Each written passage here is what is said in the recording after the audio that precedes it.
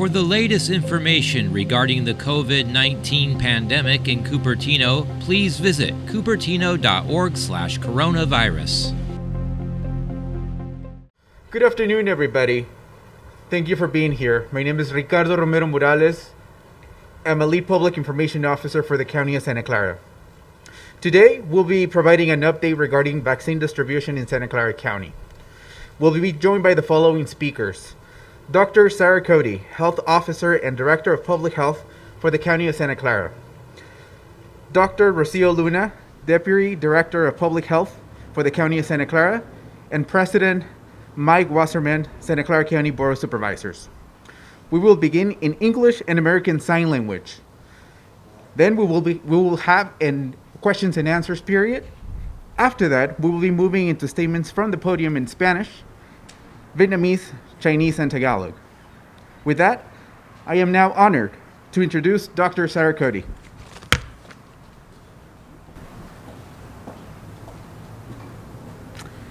Good afternoon, and thank you for being here. I'm Dr. Sarah Cody, Public Health Officer.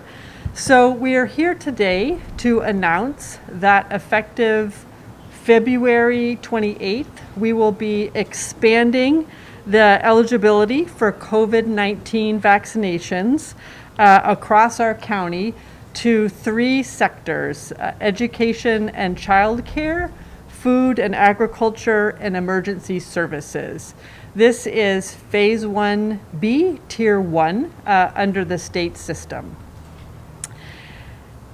As we expand this access, we will continue our focus on equity to ensure that those who are living in communities that have been hardest hit by COVID-19 have access to vaccine and get vaccinated.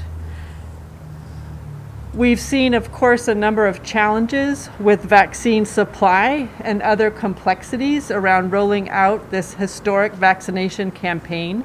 But what we have seen is that our healthcare partners and healthcare providers across the county have been able to meet these challenges, and people are getting vaccinated, and that's really great news. In our own county health system, a vaccine provider, we have had nearly 10,000 vaccination appointments scheduled just for today. That's across our many sites, both our mass vac sites as well as our medium and smaller sites. So this expansion of eligibility will help ensure that many of our essential workers, particularly those essential workers who are living in communities that have been hardest hit, will have access to vaccine. We've made this transition because we are making good progress on the group that we're vaccinating now. That is people living in the county who are ages 65 years and up. We have vaccinated over 50% of those 75 and over, and nearly half of those 65 and over.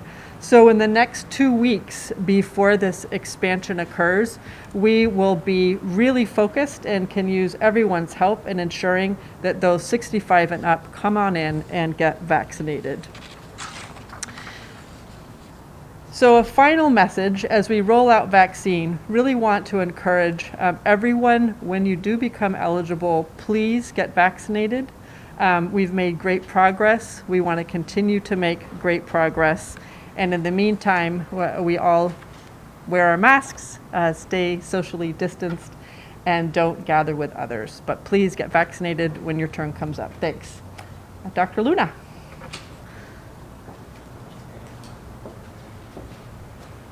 Good afternoon, everybody. My name is Rocio Luna. I'm the Deputy Director of the Public Health Department for the County of Santa Clara.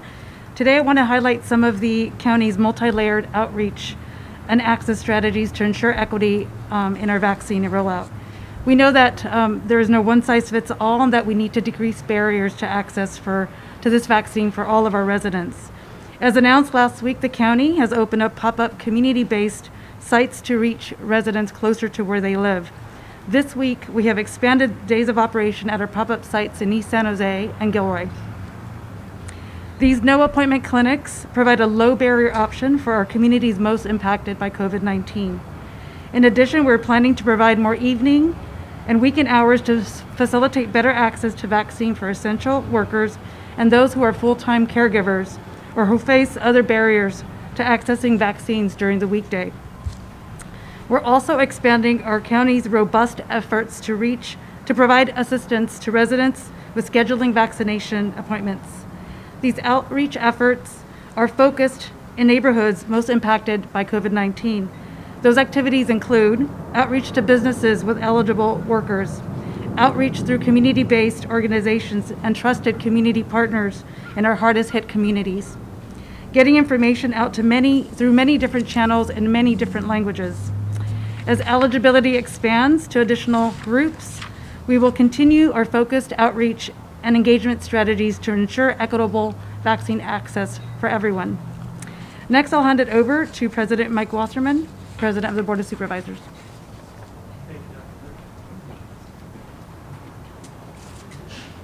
Good afternoon. Thank you all for being here. I'll be very brief. The way that Santa Clara County will heal and return to normalcy is by getting vaccinated. I want to read this one little part here that you all have a copy of.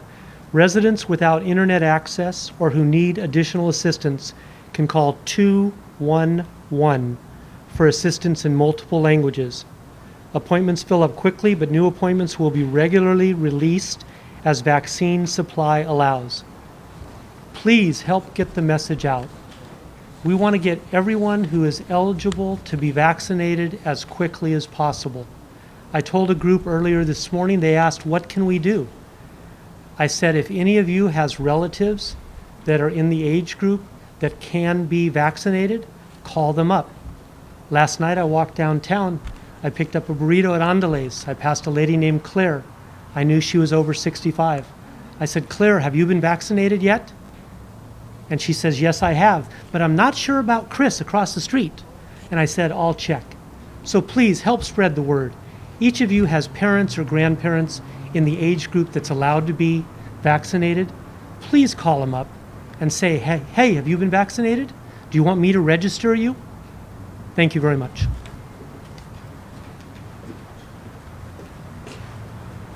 We'll now open up for questions in English and then move on to the Spanish portion of the media event. We will start with ABC.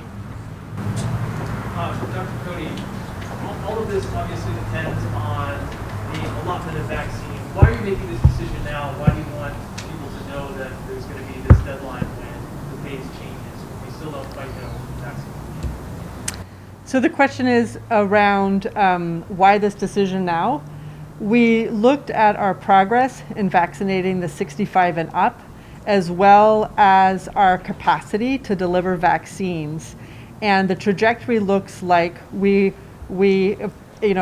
is not precise, but it looks like we will be in very good shape with this group and have the capacity to bring on additional eligible persons. And as everyone knows, the more people that we can get vaccinated, the better off we all are.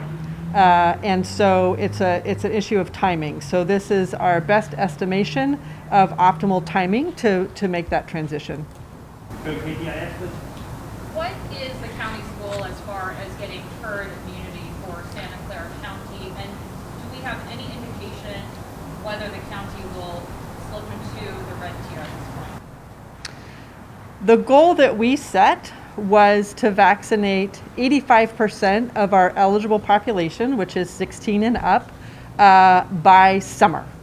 Of course, it depends on the vaccine supply, but you need to set a goal, and that's what we did. Our supply has been slowly increasing each week. That's our allocation. As far as when the county might enter the red tier, it's of course difficult to know. We are encouraged by the case rates, which have continued to decline since the first week in January. But of course, there are many variables in the mix, including we know that some of these new variants are circulating in the area, and it's difficult to say how that might impact the case rates. World Journal?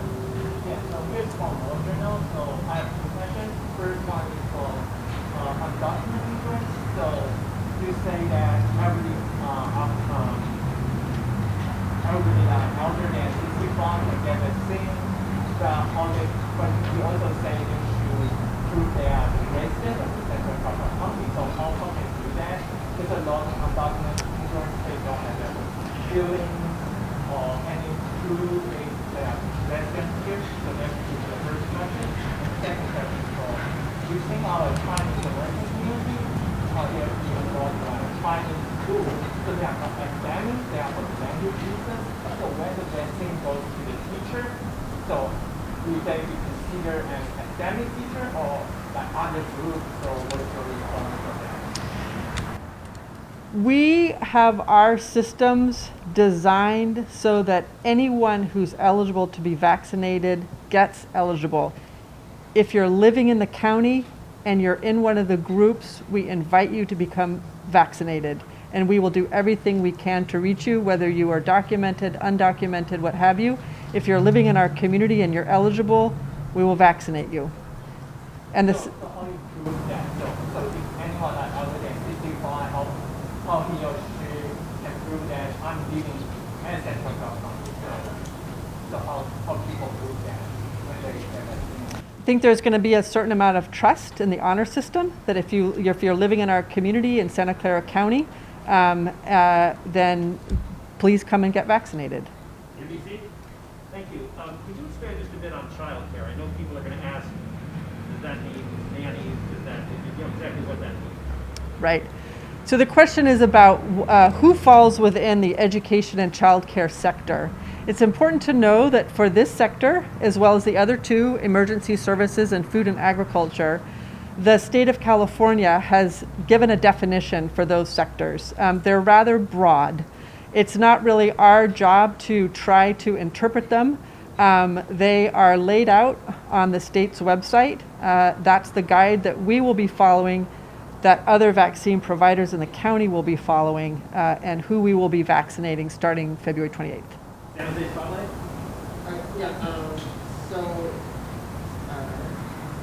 Considering that now that educators and childcare workers have now expanded into vaccination, what kind of timeline does the county have in terms of opening up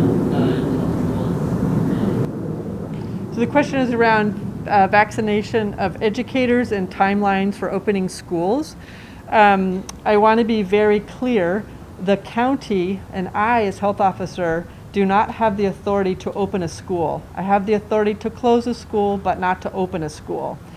We have worked since July very carefully on reopening guidance.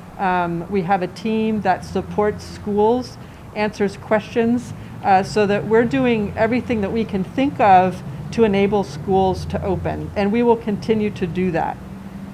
I wanted to just, another point of clarification.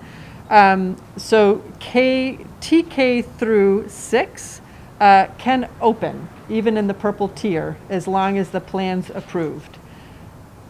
Grades 7 through 12 can't open until a county has been in the red tier for 5 consecutive days. So we do need to meet that criteria in order for middle and high school schools to be able to open. San Francisco Chronicle? Hi, thanks for taking questions. I have a couple of questions about herd immunity. Can you talk about, we talked about equity with vaccine distribution and reaching these communities. Can you talk about, aside from equity, that's the role that plays in reaching herd immunity and getting the vaccine to those communities? And related to that, can you talk about what markers we might see along the way as we reach herd immunity, like lowering, when might we see an impact in case counts, when might we see deaths starting to fall? Sort of things along the way that show us that to give people hope that we're making progress. Right. I wanted to give people hope now because we are making progress, because our case counts are falling, because the number of people with COVID in our hospitals today is less. So it's sort of a balance between we're doing much better, we're coming out of a very difficult time, and balance that with, and we need to keep doing it for longer. I can't tell you when there, as to when there will be enough of the community vaccinated to begin to ease. We certainly know Dr. Fauci has estimated 85% of a population needs to be immune for herd immunity for this particular virus. A little bit, hard to say. What we can do, though, is we know in our county, and it's on our website, you can see which parts of our county we have had the highest positivity rates, the highest case rates. We know communities that have been hardest hit where the virus amplifies. And that is where we need to focus, and that is where we are focusing. NBC, final question? Wanted to follow up on 2 points that you kind of brought up. Of course, there's this being called because of the distribution of vaccine. The biggest concern for a while has been the number and communication as to how you're getting that vaccine. I mean, if you're getting enough. Has that improved, and can you talk a little bit about how it has improved?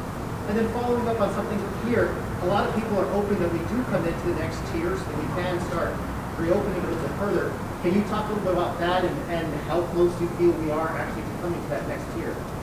As far as vaccine supply, again, on our website, you can see the supply that's coming in and how many individuals we're able to vaccinate every week, and it's gradually increasing. And the primary limiting factor is supply. And we don't get estimates for this is what your supply will look like in a week or 2 weeks or 4 weeks. So we do everything we can with what we have.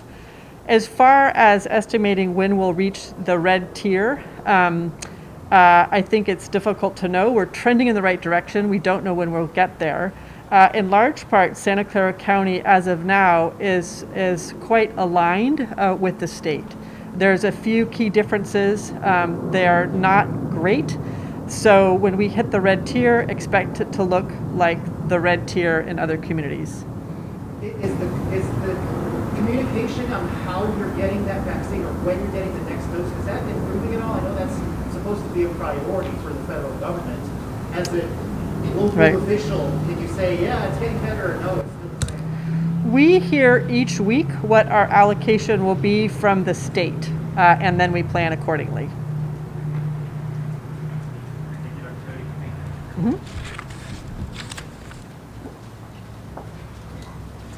All right, thank you. That concludes the English and American Sign Language portion of the press conference. We will now move to Spanish. For the latest information regarding the COVID-19 pandemic in Cupertino, please visit cupertino.org/coronavirus.